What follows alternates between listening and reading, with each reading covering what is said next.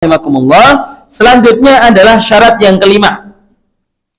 Syarat yang kelima adalah Bapak Ibu sekalian, itu adalah an yakuna tayammumu ba'da dukhulil waqti. Jadi tayamumnya itu ketika sudah masuk waktu sholat. Ketika belum masuk waktu sholat, maka Bapak Ibu tidak boleh untuk tayamum. Misalkan Ibu Bapak mau sholat zuhur. Zuhur sekarang jam pinten, Pak? 11.36 ya Pak, nggih. 12.36 masih bisa buat legerengan itu, Pak. Qailulahi mandan suwi. Ya, bismillah. Oke, misalkan jam 11.36 Bapak pada saat itu nggak ada air. Kemudian jenengan tayamum jam 11. Maka tidak sah tayamumnya. Ya, tayamum dilaksanakan ketika sudah masuk waktu sholat. Ketika sudah masuk waktu sholat, maka tayamum itu baru disebut sah.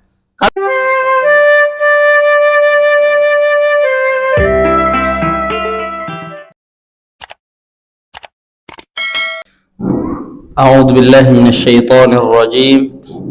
Bismillahirrahmanirrahim. Assalamualaikum warahmatullahi wabarakatuh. Alhamdulillah ala ihsanih wasyukru lahu ala taufiqihi wa amtinanih. Asyhadu an la ilaha illallah wahdahu la syarika lah wa asyhadu anna Muhammadan abduhu wa rasuluh. Allahumma 'allimna ma yanfa'una wanfa'na bima 'allamtana. Rabbi 'allimna alladhi yanfa'una. Rabbana zidna 'ilma warzuqna fahma. Allahumma faqihna fid din wa 'allimna ta'wil. Allahumma inna na'udzubika min 'ilmin la yanfa' wa qalbin la yakhsha' wa min nafsin la tashba' wa min du'ain la yusma'. Rabbi shrah li sadri wa yassir li amri wahlul 'uqdatam min lisani yafqahu qawli, amma ba'dah. Ibu, Bapak, jamaah salat maghrib rahimani wa rahimakumullah, sami sehat, Bapak. Alhamdulillah, puji syukur kehadirat Allah Subhanahu wa taala atas segala kenikmatan yang telah Allah berikan kepada kita semua. Hingga alhamdulillah kita semua masih Allah izinkan untuk duduk kembali, hadir kembali di majelis ilmu sebagai bentuk rasa syukur kita kepada Allah Subhanahu wa taala. Sebagaimana yang pernah kami sampaikan, perkataan seorang ulama yang berbunyi kullu ni'matin la tuqarribu ila Allah fahuwa baliyatun. Setiap kenikmatan yang tidak kita gunakan untuk mendekatkan diri kepada Allah Subhanahu wa taala, maka itu adalah malapetaka. Bahkan Bapak Ibu sekalian, jamaah salat maghrib rahimani wa rahimakumullah, kalau Bapak Ibu ingat kisahnya Nabi Muhammad sallallahu alaihi wasallam ketika ditanya oleh Aisyah radhiyallahu anha, "Ya Rasulullah, engkau ini sudah dijamin masuk surga. Ya Rasulullah, engkau ini sudah diampuni dosa-dosanya. Tapi kenapa engkau sholat sampai kakimu bengkak-bengkak?" Ini pertanyaan dari Aisyah radhiyallahu anha kepada Rasulullah sallallahu alaihi wasallam.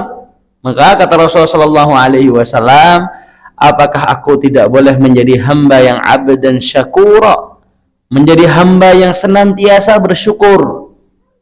Ya. Senantiasa bersyukur. Dan itu bentuk dari rasa syukurnya Nabi kepada Allah Subhanahu wa taala atas kenikmatan yang telah Allah berikan.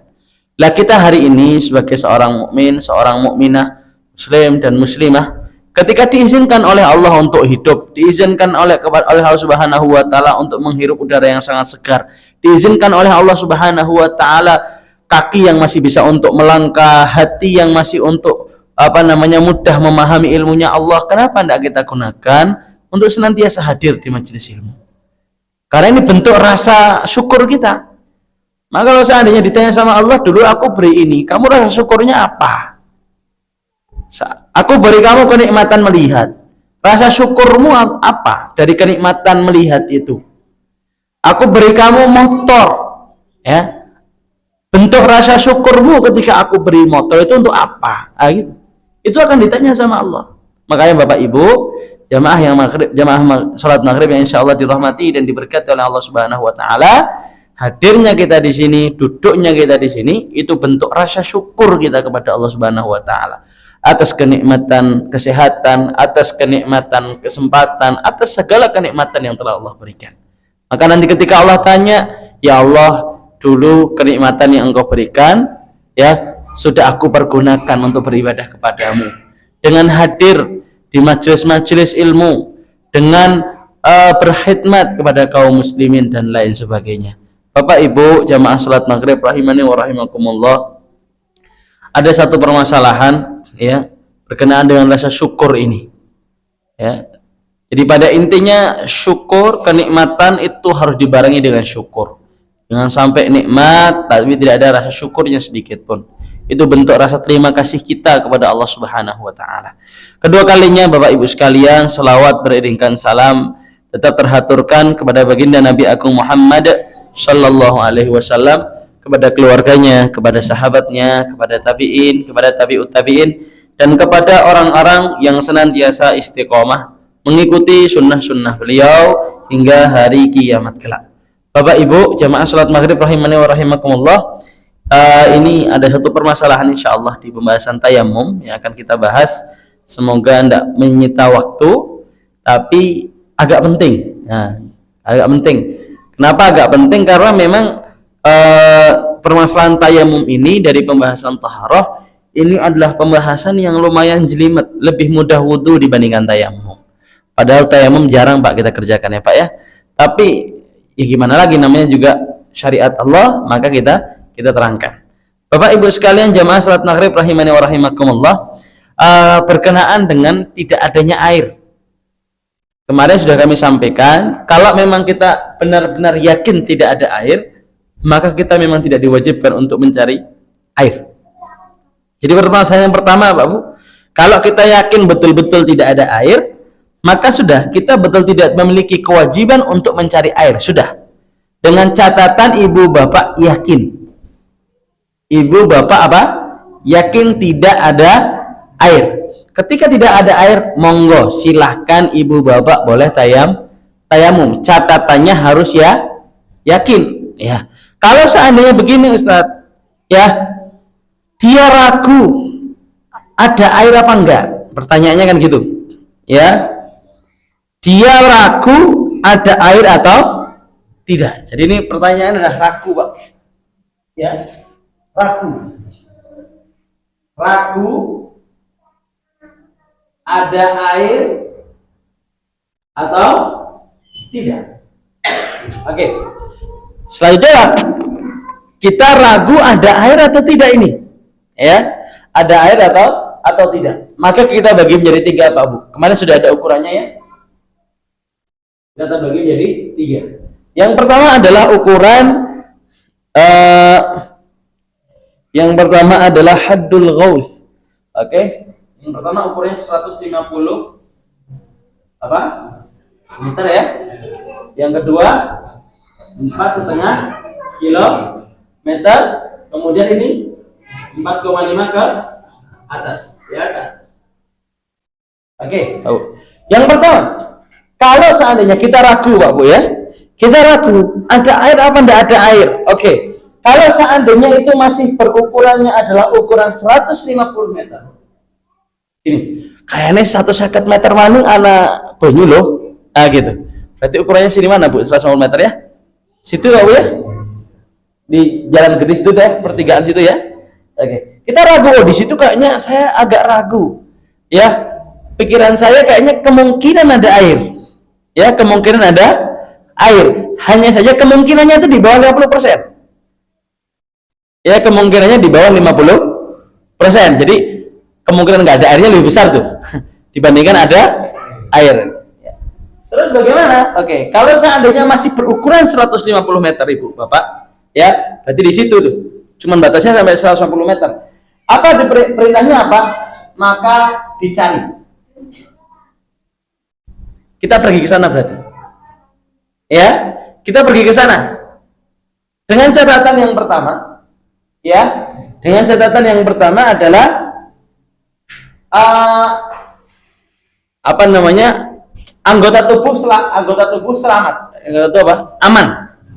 Ya, misalkan 150 meter, kalau ke situ ternyata ada singa kan nggak bisa kita cari ya Bu ya. Jadi anggota badan itu aman, itu yang pertama. Yang kedua, ya, harta yang kita bawa atau yang nanti kita tinggalkan itu aman.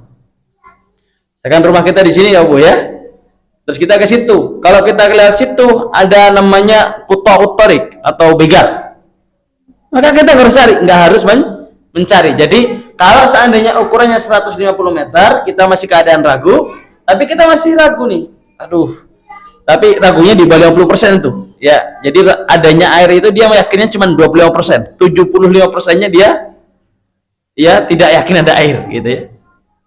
Maka perintahnya apa? Dicari. Catatannya ya, apa namanya, diri itu aman ya, anggota badan kita aman, yang kedua harta kita aman. Oke, ini yang kalau ukurannya 150 meter. Yang kedua, kalau seandainya kita ragunya jaraknya 45 km, ya, kalau 45 km, ya, tidak dicari.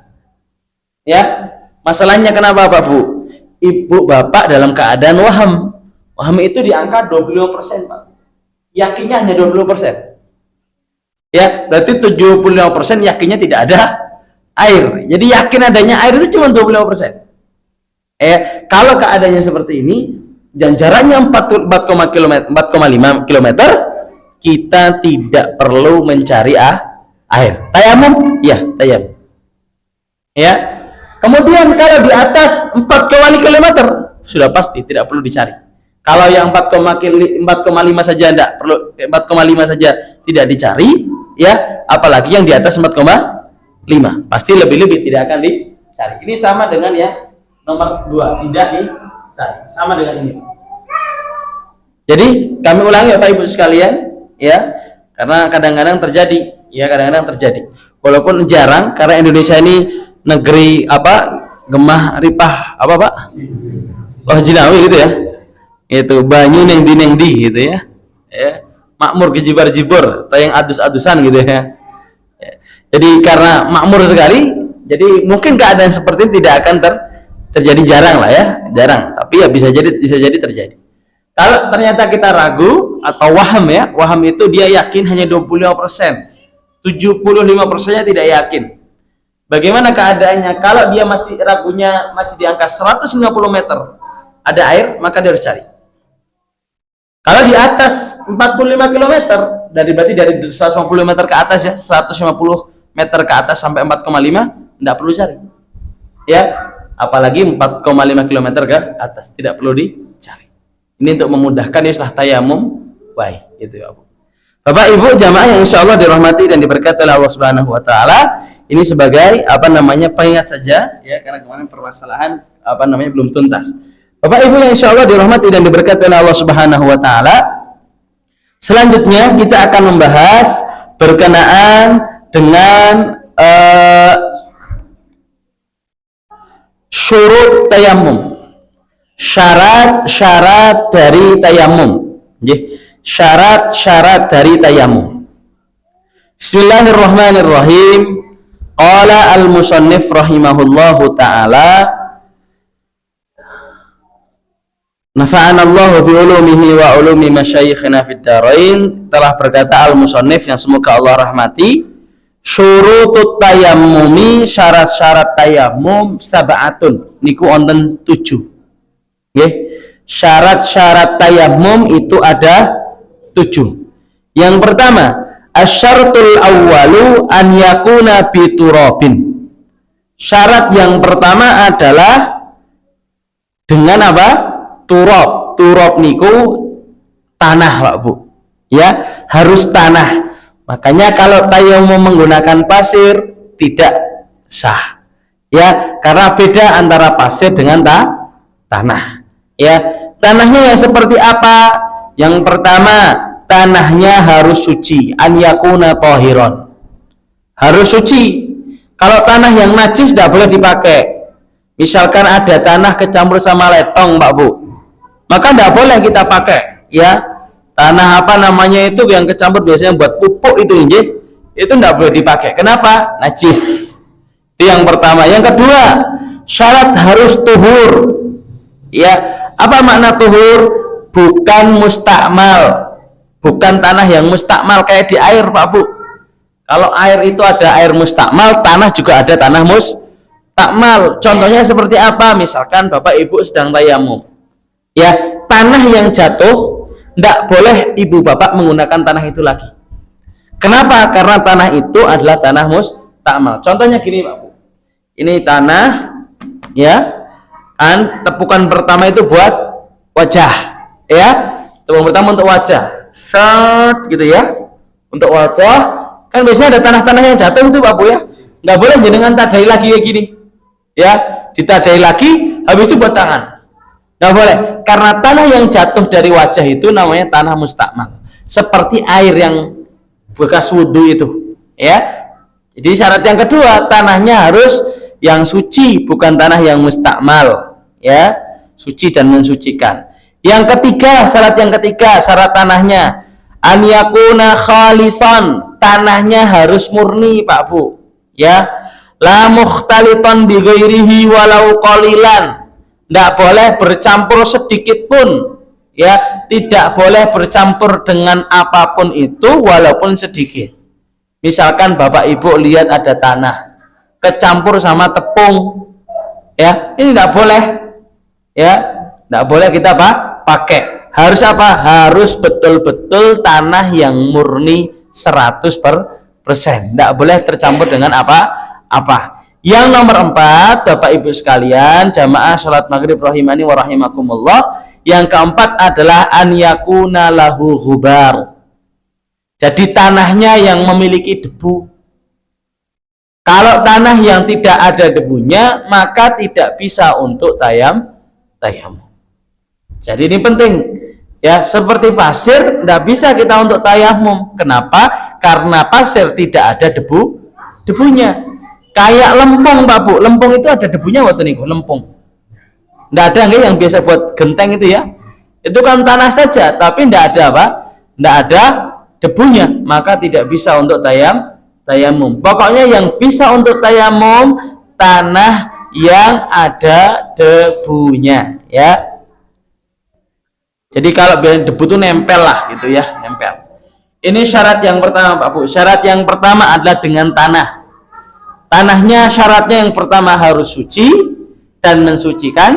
Yang kedua, tanahnya tidak yang suci tapi tidak mensucikan, atau tanah yang mustakmal. Yang ketiga, harus tanah yang murni. Yang keempat, tanahnya yang memiliki debu. Yang tidak memiliki debu maka tidak bisa untuk tayamum. Bapak Ibu jamaah salat maghrib rahimani wa rahimakumullah. Selanjutnya, syarat yang kedua.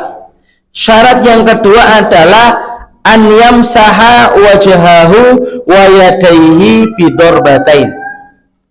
Jadi mengusap wajah dan kedua tangan dengan 2 kali pukulan. Jadi misalkan gini, Pak Bu, teplok sekali buat wajah, teplok sekali buat tangan. Lah, tangannya ukurannya sampai mana ini? Kan gitu kan? Tangannya ukurannya sampai mana? Oke, untuk ukuran tangan, coba saya lihat dulu, Pak Bu, ya. Nanti akan dibahas atau tidak.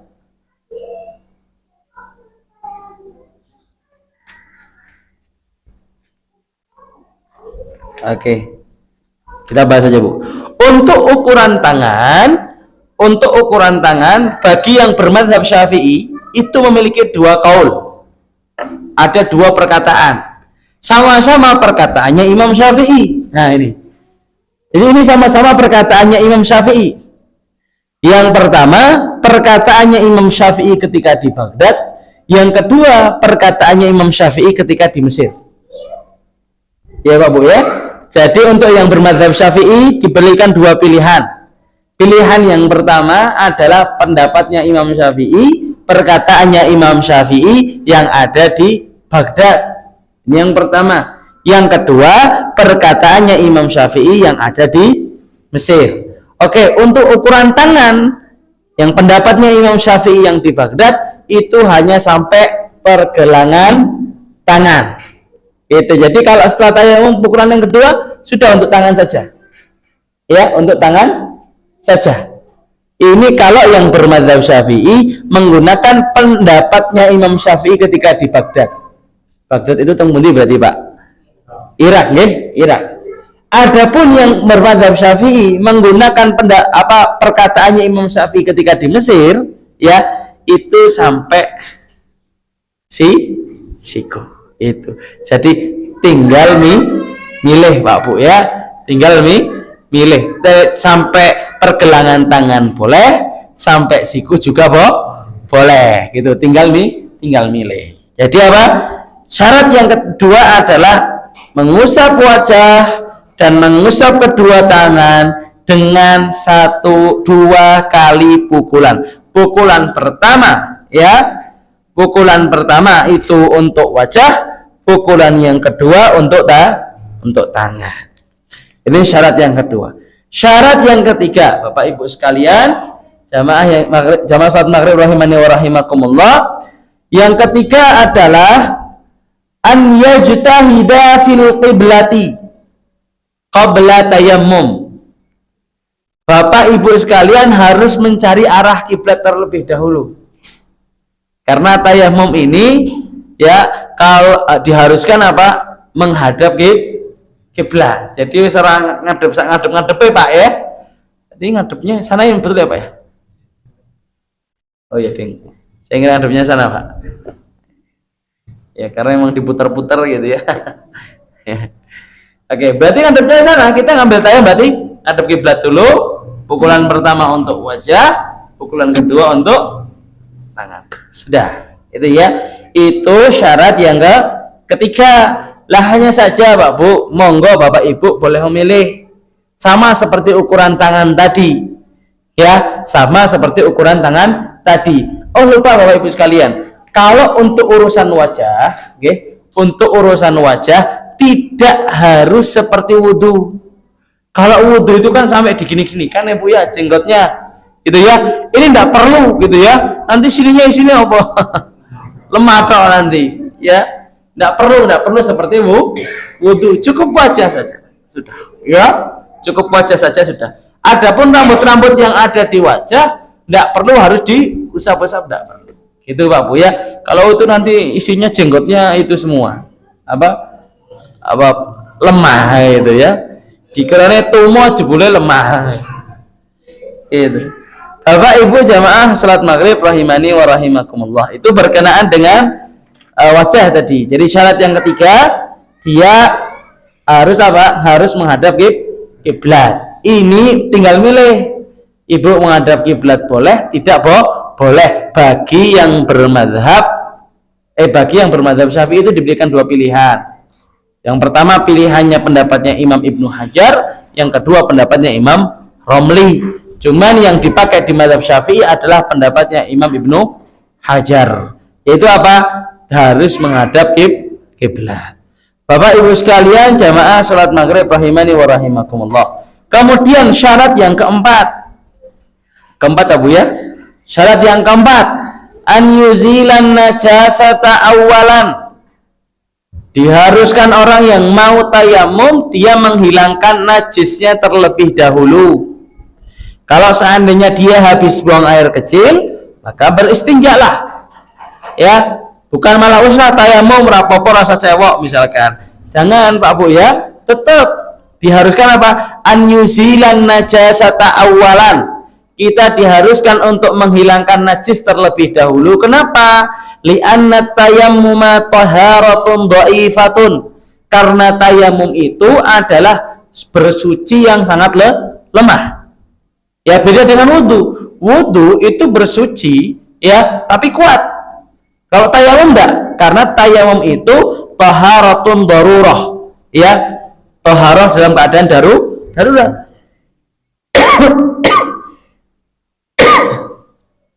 Ya,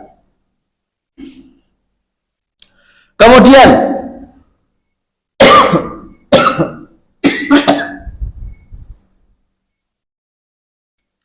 Bapak Ibu sekalian jamaah salat maghrib rahimani wa rahimakumullah, selanjutnya adalah syarat yang kelima. Syarat yang kelima adalah Bapak Ibu sekalian, itu adalah an yakuna tayammumu ba'da dukhulil waqti. Jadi tayamumnya itu ketika sudah masuk waktu sholat. Ketika belum masuk waktu sholat, maka Bapak Ibu tidak boleh untuk tayamum. Misalkan Ibu Bapak mau sholat zuhur sekarang jam pinten Pak? 11.36 ya Pak nggih. 12.36 masih bisa buat legerengan itu Pak. Qailulahi mandan suwi. Ya, bismillah. Oke, misalkan jam 11.36 Bapak pada saat itu nggak ada air. Kemudian jenengan tayamum jam 11. Maka tidak sah tayamumnya. Ya, tayamum dilaksanakan ketika sudah masuk waktu sholat. Ketika sudah masuk waktu sholat, maka tayamum itu baru disebut sah. Kalau belum masuk waktu sholat, maka belum dihitung sah. Ya, an yakuna tayammumu ba'da dukhulil waqti, ya, ba'da dukhulil waqti, maka selayaknya orang yang mau tayamum itu tayamumnya setelah masuk waktu sholat. Kenapa? Li'anna tayammuma taharatun daruratun. Karena tayamum itu adalah apa? Taharah dalam keadaan darurat, ya. Wala darurata qabla dukhulil waqti, maka tidak ada kedaruratan sebelum masuk waktu sholat, ya. Sebelum waktu sholat. Kalau belum masuk waktu sholat nggak boleh. Sama seperti makan babi, Pak. Makan babi boleh enggak, Pak, Bu? Tidak boleh, tapi ketika masa darurat, boleh enggak? Boleh, tapi ketika saat waktu darurat, kalau ditanya, boleh makan babi enggak? Enggak boleh. Ya, boleh ketika masa darurat, tapi kita lihat, masa darurat itu seperti ini, contoh. Kita kalau misalkan lagi perjalanan, Pak Bu, tidak ada hewan, tidak ada daging kecuali babi. Harus makan? Harus makan. Tapi seandainya kita di perjalanan masih ada dedaunan, masih ada makanan-makanan yang halal untuk mengganjal perut kita, kemudian kita mengatakan ini sudah halal darurat, keadaan darurat, kalau gitu saya makan babi aja. Nggak boleh. Kita itu bisa mengambil hukum darurat ketika dalam keadaan darurat. Ketika belum keadaan darurat, masa kita ngambil hukum darurat? Nggak bisa. Oh.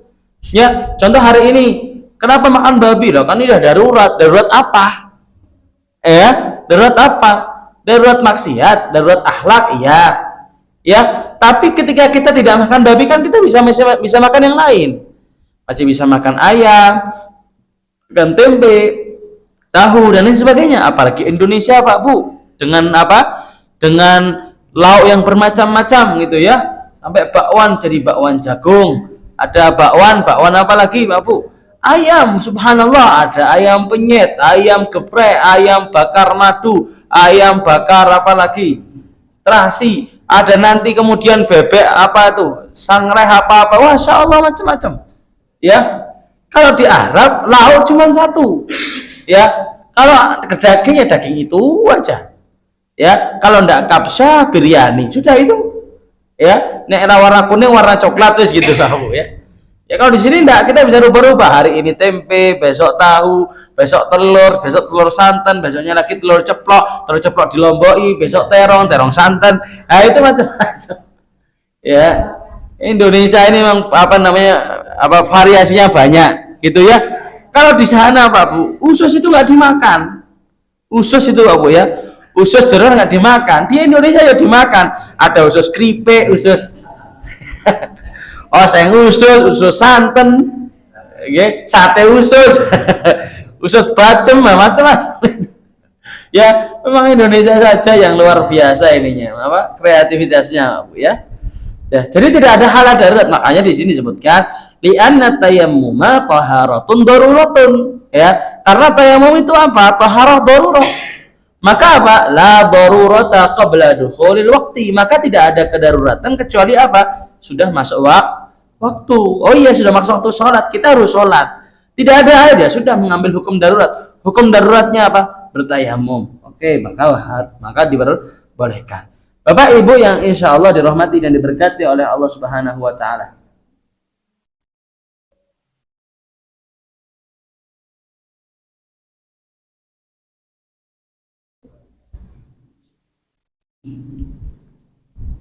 Kemudian tadi syarat keberapa Pak Bu ya? 5 ya? 5. Kemudian syarat yang keenam. Syarat yang keenam Pak Bu. Syarat yang keenam adalah an yatayammama di kulli fardin, yaitu bertayamum setiap hendak melakukan amalan-amalan yang wajib.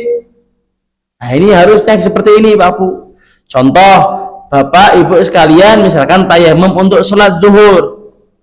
Kemudian Bapak Ibu sekalian mau melakukan sholat asar, ya tayamum lagi. Kenapa? Karena sholat zuhur wajib, asar wajib. Perintahnya apa? Bertayamum setiap hendak melakukan amalan-amalan yang wajib. Karena sholat asar wajib, maka kita harus tayamum lagi. Maka tidak boleh dengan satu tayamum untuk 2 ibadah yang wajib. Gitu. Maka dia hanya diperbolehkan apa? 1 tayamum, ya 1 amalan yang wajib. Oke. Tapi kalau seandainya apa? Fala yajuzu an yajma'a baina fardhaini ainiyaini, ya.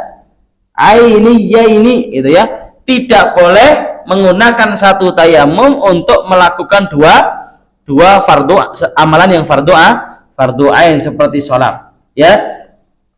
Yang kedua, wa yajuzu lahu an yajma'a bainal fardil aini wal fardil kifai. Tapi boleh Pak Bu menggunakan 1 tayamum untuk mengamalkan yang fardu ain sama fardu kifayah. Itu boleh. Ya. Fardu kifayah berarti contoh seperti apa Pak Bu? Salat jenazah.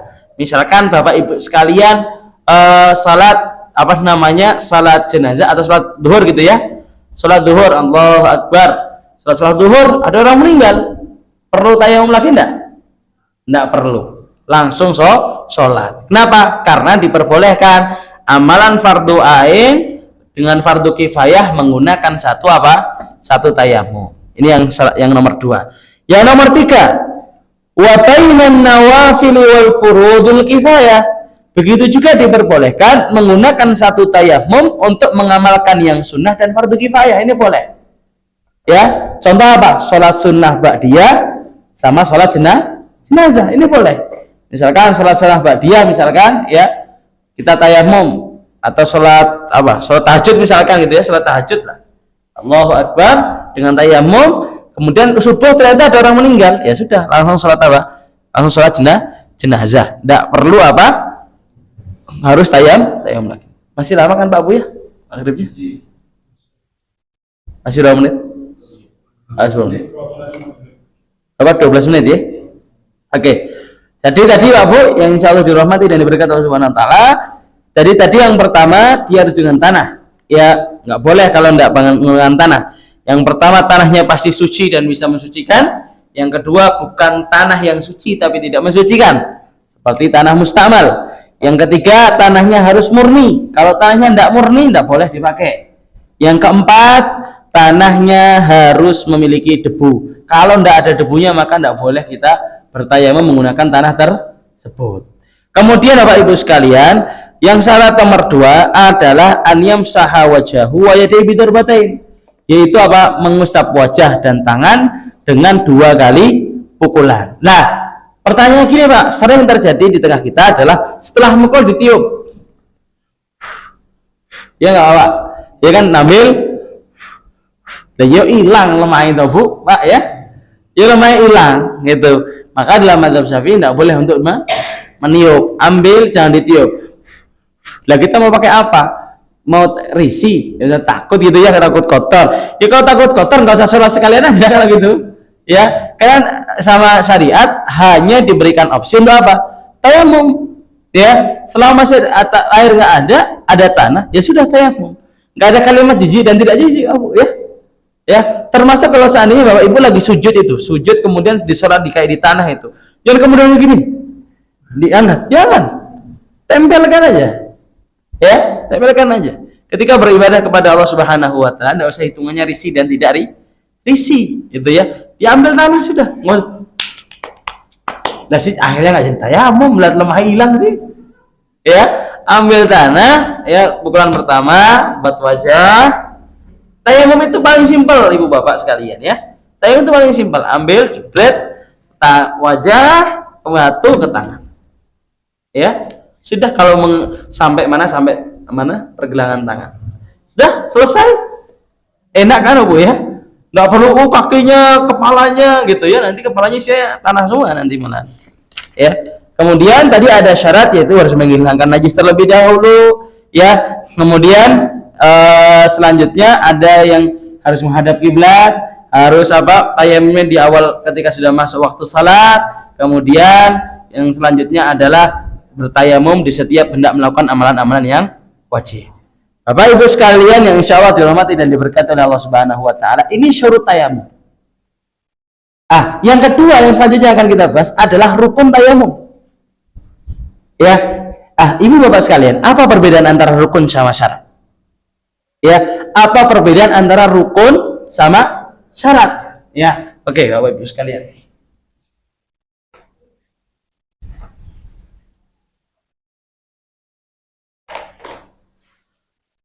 Perbedaan rukun dengan syarat, ya. Kalau syarat itu kharijul mahiyah. Jadi syarat itu dia yang di luar pekerjaan. Ya? Di luar pekerjaan. Gitu. Tidak di dalam amalan. Itu ya, itu syarat. Contoh kayak di dalam sholat, Ibu Bapak, ya. Syarat dari sholat itu Islam. Mungkin apa mboten? Ya. Kemudian kalau seandainya di tengah-tengah sholat murtad, sah ndak sholatnya? Sah ndak sholatnya, Pak? Ya tidak, batal toh mesti, otomatis. Kenapa? Karena syarat itu di luar amalan, tapi syarat itu senantiasa menemani amalan. Ini spesialnya syarat.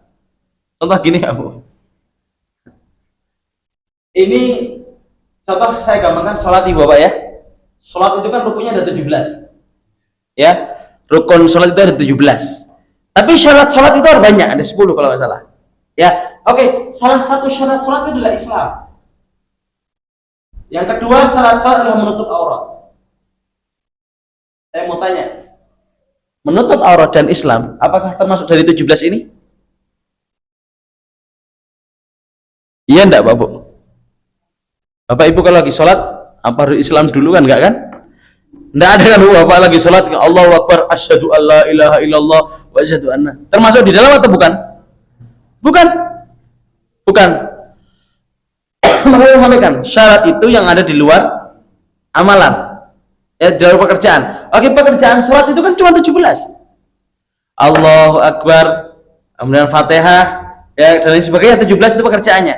Dari 17 pekerjaan itu tidak ada syarat. Islam itu di luar pekerjaan. Makanya apa? Kalau di luar pekerjaan, orang yang mau melakukan 17 ini, melakukan amalan 17 ini, takbiratul ihram, Fatihah, rukuk, sujud, harus Islam. Ya, enggak Islam. Kalau dia melakukan amalan 17 ini, sah apa enggak sah? Tidak sah. Contoh hari ini ada orang kafir misalkan, sholat, Pak Bu. Ya, sholatnya itu takbiratul ihram, Fatihah gitu ya. Sholatnya sah apa enggak sah? Enggak sah. Kenapa? Karena ada syarat yang dia lupakan. Apa itu? Islam. Sama yang kedua misalnya menutup aurat. Ya, saya mau tanya, menutup aurat itu termasuk dalam 17 ini atau tidak? Tidak. Ya, tidak termasuk dari 17 ini. Ya, contoh, ada perempuan atau laki-laki sholat telanjang. Allahu Akbar. Ya, telanjang, diterima nggak sholatnya? Enggak lah. Ya, enggak telanjang Ustaz, tapi nggak kelihatan misalkan. Contoh seperti orang sholat di dalam tenda, Pak Bu. Kenapa katon? Ya, kayak dalam ruangan misalkan, ibu bapak di ruangan sendirian, kemudian di bapak ibu sholat telanjang, nggak ada yang lihat. Sah apa enggak sah? Tidak sah. Ya, tidak sah. Kenapa?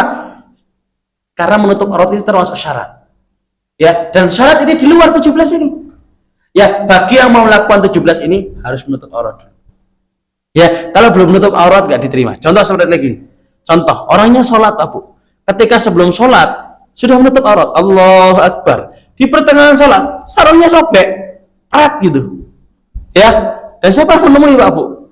Saya pernah menemui ketika SD itu seperti itu. Ada imam, kemudian ya lagi sholat, mungkin karena salahnya udah puluhan tahun mungkin ya, puluhan tahun. Itu sobek dari atas sampai bawah. Berat, pindah ke depannya tambah kelihatan aja. Jadi saya betul waktu SD itu. Jadi kelihatan. Lah kalau kelihatan, kalau dia tidak segera untuk menutup auratnya, batal. Kenapa? Karena syarat dari salat itu harus menutup aurat, dan syarat itu harus senantiasa ada dari awal pekerjaan sampai akhir pekerjaan. Orang misalkan syarat salat apa? Islam, berarti dari awal takbiratul ihram dia harus Islam sampai salam. Syarat salat apa? Menutup aurat, dari takbiratul ihram sampai salam dia harus menutup aurat. Nah gitu. Ya. Sama dengan ini Pak Bu. Ya, syarat apa? Tayamum.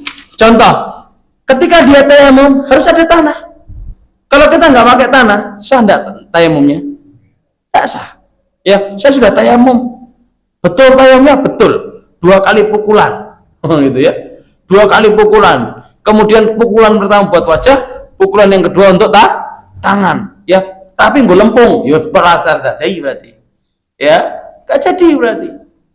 Kenapa? Karena dia tidak menggunakan syarat dari tayamum. Ini perbedaan antara syarat dengan rukun, Pak Bu, ya. Penting sekali ini. Bapak Ibu sekalian jamaah yang insyaallah dirahmati dan diberkati oleh Allah Subhanahu wa taala. Syarat rukun tayamum yang pertama adalah al-awwalu naqlut turabi. Ai tahwilut turabi min ayyi makanin ila al-wajhi wal yatain. Terus al-musannif rahimahullahu taala naqlut turabi ai tahwilut turab, yaitu memindahkan tanah. Ya, dari manapun tempatnya ila wajhi wal yadain. Jadi memindahkan tanah dari manapun tempatnya ke wajah dan kedua tangan. Bapak Ibu harus memindahkan. Kalau seandainya Bapak Ibu hanya menyampai tangan saja kemudian Ibu bersihkan, maka tidak jadi yang namanya tayamum. Tayamum ambil wajah, ambil lagi pindahkan tangan. Ya, ini rukun yang pertama. Ya, itu apa? Naqlut turabi wa huwa tahwilut turab, yaitu perpindahan atau memindahkan tanah dari manapun tempatnya ke wajah dan kedua tangan. Yang kedua Bapak Ibu sekalian, rukun yang kedua adalah niat. Ya, rukun yang kedua adalah niat. Nah, gimana kalau ibadah nggak ada niatnya? Ya, kenapa? Karena Pak, niat ini apa? Syartun lisairil amal. Bihassalahu wal fasadu lil amal. Ya, niat itu adalah syarat setiap amalan. Bihassalahu wal fasadu lil amal. Dengan niat itu kita tahu amalan kita benar atau tidak. Benar atau tidaknya tergantung dengan niat. Ya, kalau kita niat maka kita benar amalan kita, tapi kalau kita nggak niat maka tidak benar amalan kita. Oke, syarat yang kedua adalah niat Bapak Ibu sekalian. Ya, syarat yang kedua adalah niat. Oke, terus cara niatnya bagaimana Ustadz? Ya, cara niatnya adalah bukan seperti di dalam wudu, ya, tapi niatnya adalah dengan mengatakan apa? Saya niat tayamum agar diperbolehkan sholat. Ya, kenapa? Karena tayamum tidak akan bisa mengangkat hadas. Jadi ingat Bapak Ibu sekalian, pernah kami sampaikan, hadas itu kan sesuatu yang nempel dalam diri kita tapi tidak terlihat. Ya, kayak mengangkat status. Masih ingat Bapak Ibu sekalian? Ya, jadi yang namanya taharah kayak wudhu itu mengangkat status. Ya, contoh gini. Bapak Ibu tahu nggak? Seandainya nih, saya kemudian buang air kecil. Bapak Ibu tahu nggak kalau saya itu dalam keadaan hadas? Nggak tahu. Yang tahu kita. Ya, yang tahu status kita dalam keadaan tidak suci itu kita. Dan status itu tidak akan bisa terlihat. Sama misalkan Pak Kamal keluar saya buang air kecil, balik ke sini kita nggak tahu kalau Pak Kamal dalam keadaan hadas. Ya, yang tahu Pak Kamal hadas itu Pak Kamal. Karena status itu tidak bisa kita lihat. Ya, tidak bisa kita lihat. Tidak bisa kita lihat. Yang bisa mengetahui hanya Pak Kamal. Lah sama, tayamum itu Bapak Ibu sekalian, itu adalah amalan yang dia yang tidak bisa mengangkat hadas. Jadi misalkan dia tayamum, status dia hadas masih ada. Ya, kalau berwudu statusnya hilang apa masih Pak Bu? Hilang. Misalkan ibu bapak buang angin keluar. Bapak ibu secara jasad tidak ada apa-apa, tapi bapak ibu memiliki status apa? Status saya dalam keadaan hadas, dalam keadaan tidak suci. Bagaimana cara menghilangkannya? Karena saya kentut, maka saya harus berwudu. Karena saya junub, maka saya harus mandi. Gitu. Yang tahu kita hadas dan tidak hadas itu diri kita sendiri, Pak Bu. Bukan orang lain. Ya, bukan orang lain. Nah, tayamum ini walaupun dia bisa menggantikan wudu agar kita bisa untuk sholat, ya, tapi dia tidak bisa mengangkat yang namanya apa? Hadas. Gitu. Ketika jenengan tayamum, jenengan itu masih dalam keadaan apa? Berhadas. Ya. Jadi tayamum itu tidak mengangkat hadas, ya. Cuman apa? Wa innama yubihu ma kana muharraman 'alal muhditsi. Hanya saja apa? Diperbolehkan yang apa? Yang sebelumnya sudah haram bagi orang-orang yang muhdis, tapi ketika tayamum diperbolehkan. Itu bedanya. Ya, walaupun tidak mengangkat status tiket hadas dia, tapi tetap saja orang tersebut diperbolehkan melaksanakan amalan-amalan yang diharamkan pada hakikatnya untuk orang-orang yang berhadas. Itu bedanya. Ya, kan kalau kita ketahui bersama, orang yang berhadas itu kan tidak boleh megang Quran, ya, nggak boleh membawa Al-Quran dan lain sebagainya lah, ya. Karena orang yang berhadas dalam keadaan tidak suci, gitu ya. Karena keadaan tidak suci, ya, maka tidak boleh membawa Quran dan lain sebagainya. Tapi orang yang sudah bertayamum dikarenakan tidak ada air, sesuatu yang diharamkan tadi menjadi halal. Itu bedanya orang yang sudah bertayamum. Itu Bapak Ibu sekalian. Insya Allah permasalahan akan saya ulang lagi di pertemuan selanjutnya.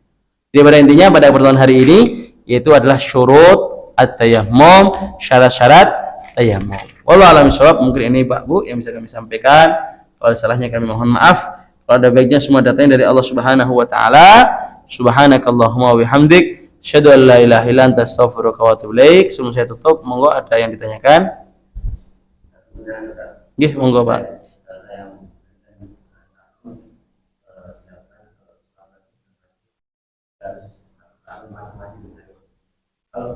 Kalau setelah kasih tahu kemudian membaca Al-Quran enggak, karena kan baca Quran hukumnya apa? Sunnah. Sunnah gitu. Baru nanti mau lanjut sholat isya, baru nanti tayamum lagi gitu. Okay.